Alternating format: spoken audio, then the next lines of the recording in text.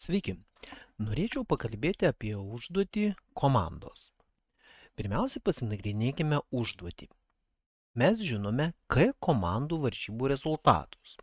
Apie kiekvieną komandą yra duomenys, tai yra du skaičiai – komandos numeris ir surinktų taškų skaičius. Pavyzdžiui, komanda numeris 2 surinko 75 taškus.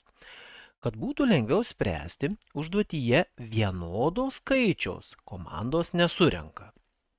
Na ir mums reikia dabar atrinkti pusę komandų į kitą etapą ir jos turėtų būti pagal taškus mažėjimo tvarka. Kasgi čia yra tokio, kad truputėlį apsunkina užduotį? Todėl, kad mums reikia išsaugoti ne tik taškus, bet ir komandos numerį. Ir norint išsaugoti du dydžius ir kad jie vienas nuo kito neatsiskirtų, o mes dar nenaudojame struktūrų, todėl naudosime du masyvus. Į vieną masyvą rašysime komandos numerį, į kitą masyvą rašysime, kiekgi taškų surinko ta komanda. Pagal reikalavimus reikėtų naudoti dinaminį masyvą vektor ir kaip prašome mes pasirenkime patys, o reikiavimą reikia atlikti atskiroje funkcijoje. Šis užrašas sako, kad negalime panaudoti sort, o reikia parašyti pilną algoritmą. Taigi, nuo ko mes dabar pradėsime? Turime pradinį failą paruoštą jau ir startinę programą. Dabar, nuo kokį pradėti? Mums reikia dviejų masyvų. Dviejų masyvų saugoti numeriams ir taškams. Kad būtų lengviau, vektor, aš siūlau saugoti vieną masyvą ir įvardinti konkrečiai numeriai, kad būtų aišku, ką saugo, o kitą masyvą įvardinti, kad tai bus taškai. Štai. Dabar koksgi planas yra rašant programą. Pagal idėją aš turėčiau šitos du masyvus užsipildyti, tam naudoju skaitymo funkciją ir siunčiu numerį ir taškai. Tada turėčiau surikiuoti ir pusę jų išspausdinti. Pavyzdžiui, būtų rikiavimas ir spausdinimas.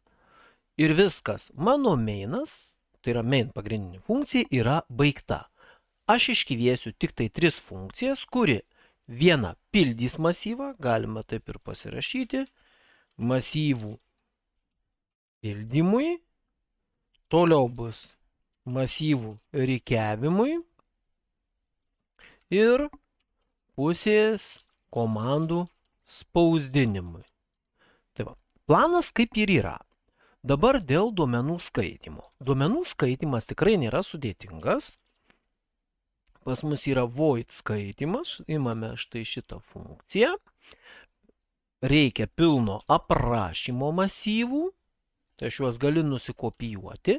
Masyvai turi užsipildyti ir grįžti, dėl to padarau nuorodas. Ir dabar darysime skaitymo funkciją. Skaitymo funkcija kaip ir labai standartinis šituo atveju. Mes pasiruošėme failą darbui, dom.txt, ir faile vėlgi yra palengvinimas, pasakyta, kad iš viso yra 8 komandų įrašai. Dėl to aš susikuriu kintamai n, kad žinočiau, kiek skaityti duomenų iš failo, persiskaitau n, pirmiausia dar pasitikrinu, ar n tikrai perskaitau. Taip, šitos dvi funkcijos neparašytos, dėl to meta klaidą aš jas užkomentuoju. Programą paleidau, 8 matau, reiškia failą atsidarė, duomenis skaito, einame prie sekančio žingsnio. Dabar kaipgi reikia pildyti masyvus? Masyvus pildyti galima 2 būdais, būtent kalbant apie dinaminius masyvus. Aš galiu iš karto pakeisti masyvų dydį, pavyzdžiui, iki n, ir tiesiog skaityti masyvą, galiu naudoti komandą pushback. Kadangi jokio reikalavimo užduotyje nėra ir aš pildau kaip aš noriu, tai aš ir parašysiu, pavyzdžiui, numeriai, resize ir padidėja masyvas iki n dydžio ir lygiai tą patį padarysiu su masyvu taškai. Viskas. Šitie du masyvai pakeitė dydį į 8 pagal dabartinį testą. O toliau naudosime ciklą. Galima rašyti n, galima naudoti size ir tiesiog skaitome duomenis iš failo. Tai yra numeriai įtasis ir taškai įtasis. Viskas, masyvai abudu yra užpildomi ir visi duomenys surašomi. Kaipgi įsitikinti, kad aš viską užpildžiau, tai pasirašau greitą ciklą patikrinimui ir tiesiog išsispausdinu n pažiūrėdamas, ar man supildė numerius. Pažiūrime, ką išspausdinu. Žiūrėkit, 28114, 28114. Reiškia, numerius saugo puikiausiai ir galiu atlikti kitus veiksmus.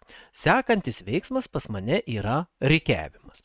Rikiavimo funkcijos aprašymas yra labai panašus išskyrus pavadinimą. Funkciją turiu irgi. Kadangi parašyta sukurti atskirą funkciją, todėl aš negaliu naudoti sorto.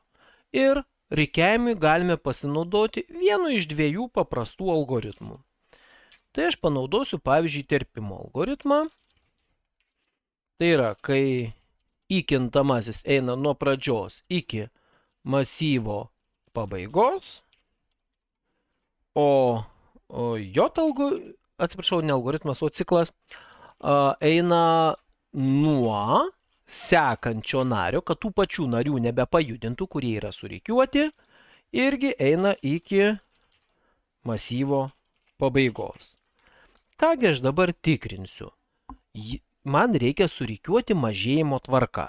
Reiškia, jeigu stovi taip, kad skaičiai eina didėjimo tvarka, juos reikia apkeisti. Jeigu stovi nariai didėjančiai, apkeičiame. Kaipgi mes tą darome ir tikriname? Sakome, kad jeigu taškai įtasis, tai įtasis yra vis tiek mažesnis dydis, nes jo yra +1 ir toliau. Ir jeigu kairiau esantis yra mažesnis už dešiniau esantį, tai reiškia stovi negerai ir juos tada reikia paimti ir apkeisti. Štai taip.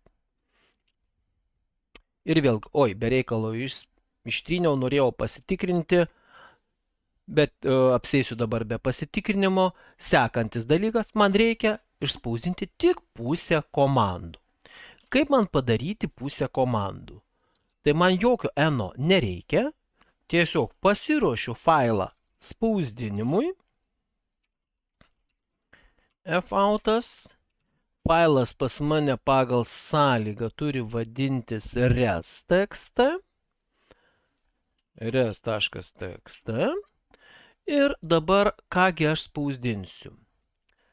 Pusę. Ir dar reikia parašyti, kad pusę komandų. Tai pirmasis dalykas, ką spausdinu, tai imu taškai, size pusiau. Tai jeigu komandos buvo 8 ir masyvas iš 8 dydžio, dalinant pusiau, size, aš gaunu skaičiuką 4. Na, o dabar bereikia tik tais išspausdinti visus likusius duomenis. Tai aš imu vėlgi standartinį ciklą, į mažiau už taškai size pusiau. Ir dabar spausdiname ką? Pirmiausia eina pas mus numeris ir šalia numerio eina taškai. Dabar pabandome išspausdinti ir pažiūrėti, ar tikrai pas mus įvyko geras surikiavimas. Rezultatų failas susikuria automatiškai. Pažiūrime. 2,75 gerai, iš pirmo žvilgsnio atrodytų kaip ir gerai. Pabandykime testą pakeisti. Matote, šitie 4 ir 4 išsispausdino, niekas nesikeitė. Kas būtų, jeigu aš čia įrašyčiau, pavyzdžiui, kokius nors 2? Tai yra gerokai sumažinu taškų skaičių. Paleidžiu programą, tikrinam, sako 2 ir 60. Kaipgi komanda numeris 2 įgavo skaičių 60? Komandos kažkokiu tai būdu apsikeitė savo skaičiais. Kaip tai įvyko? O tai įvyko rikiavimo metu. Čia vėlgi geras pavyzdys, kad norint išrikiuoti du masyvus tvarkingai ir jeigu mes atsižvelgiam į taškus, tai sukeitimo momentu reikia sukeisti būtinai abudu masyvus. Ir tokiu atveju, jeigu aš sukeičiu iš karto du masyvus, o ne vieną, jau kaip matote, viskas yra tvarkingai. Dvejetas su 2 taškais dingo ir jo iš viso neberodo, o visos kitos komandos išlaikė savo taškus. Taip, kad pasirašius programą, neužtenka tiesiog vienas testas praėjo ir jau nuspręs, kad viskas yra gerai. Primenu, per egzaminą, kai reikės rašyti programas, jūs turėsit vieną testą, bet jums reikia numatyti ir daugiau atvejų. Na, o šiuo konkrečiu atveju galima netgi įsimesti ir prasitestuoti, ar tikrai praeina visus kitus testus. Tuoj pažiūrim, kompiliuoja, testuoja ir visi 5 testai yra žali. Na, čia testas pakankamai didelis, matot, net yra 64 komandos. Ir šituo atveju dinaminiai masyvai yra labai patogūs, nes aš jų dydį padariau iš karto tokį, kiek man reikėjo išsaugoti duomenų. Iki.